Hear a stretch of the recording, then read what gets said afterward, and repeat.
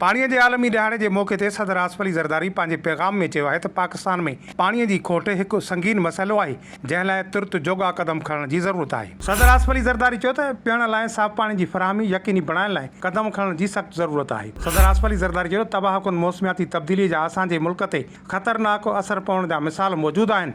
आबी ज़ख़ीरनि जे तहफ़ुज़ ऐं पाएदार ज़रई तरीक़नि खे हथी वठराइणु ज़रूरी आहे।